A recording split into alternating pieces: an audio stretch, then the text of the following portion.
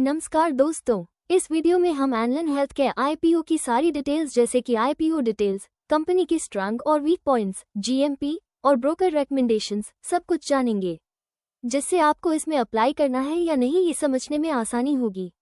तो वीडियो को एंड तक जरूर देखें। तो दोस्तों, सबसे पहले बात करते हैं एनलन हेल्थ के आईपीओ की बेसिक डिटेल्स की।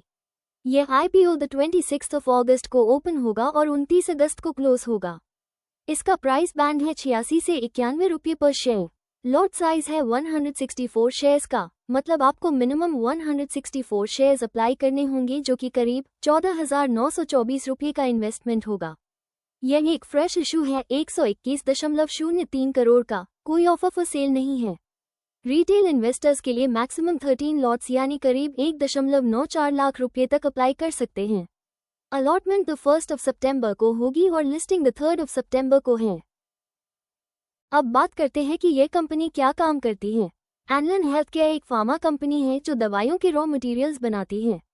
समझिए कि जब भी कोई मेडिसिन बनती है तो उसमें कुछ बेसिक इंग्रेडिएंट्स की जरूरत होती है। ये इंग्रेडिएंट्स को हम अपी और फार्मा इंटरमीडिएट्स कहते हैं। ये कंपनी एग्जैक्टली यही बनाती है। इनके पास 65 प्रोडक्ट्स ऑलरेडी मार्केट में हैं, 28 प्रोडक्ट्स टेस्टिंग स्टेज में हैं और 49 प्रोडक्ट्स लैब में डेवलप हो रहे हैं। खास बात यह है कि ये लॉक्सोप्रोफेन सोडियम डाइहाइड्रेट भी बनाते हैं, जो पेन किलर मेडिसिन में यूज होता है और इंडिया में बहुत कम कंपनीज ये बनाती हैं।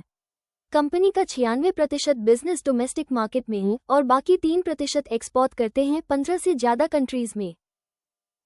अब देखते हैं इस कंपनी के फायदे और नुकसान क्या हैं। स्ट्रेंथ्स की बात करें तो इनके पास डाइवर्स प्रोडक्ट्स हैं, एक्सपीरियंस्ड मैनेजमेंट है और क्वालिटी कंट्रोल बहुत अच्छा है। प्लस पॉइंट ये भी है कि इस इंडस्ट्री में एंट्री करना इजी नहीं है, क्योंकि बहुत सारे अप्रूवल्स की ज़रूरत होती है। वीकनेसेस में सबसे बड़ी प्रॉब्लम ये है कि इनकी सिर्फ एक ही मैन्युफैक्चरिंग यूनिट है राजकोट में। अगर वहाँ कोई प्रॉब्लम आ जाए तो पूरा बिजनेस रुक सकता है। दूसरा इशू ये है कि एक्सपोर्ट बिजनेस बहुत कम है। अपॉर्चुनिटीज देखें तो चाइना पर डिपेंडेंसी कम करने की वजह से इंडियन अपी कंपनीज को फायदा हो रहा है। थ्रेट्स में कंपटीशन और रॉ मटेरियल की प्राइसेस का फ्लक्चुएशन हो सकता है। आइए समझते हैं कि आईपीओ से मिले पैसों को कंपनी कहां इस्तेमाल करेगी। सबसे ज्यादा पैसा यानी 30.72 करोड़ रुपये मैन्युफैक्चरिंग फैसिलिटी को एक्सपैंड करने में लगेगा। मतलब अभी जो फैक्ट्री है उसे बड़ा बनाएंगे ताकि ज्यादा प्रोडक्शन हो सके।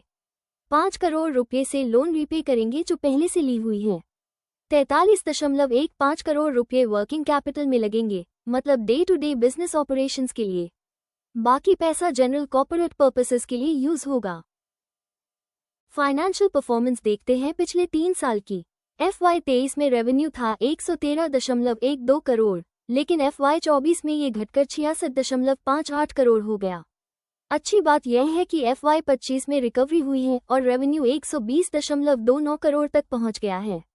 प्रॉफिट की बात करें तो FY23 में 5.82 करोड़ था, FY24 में 9.66 करोड़ हुआ और FY25 में बहुत अच्छी ग्रोथ देखकर 20.52 करोड़ तक पहुंच गया है। ये दिखाता है कि कंपनी की प्रॉफिटेबिलिटी इंप्रूव हो रही है।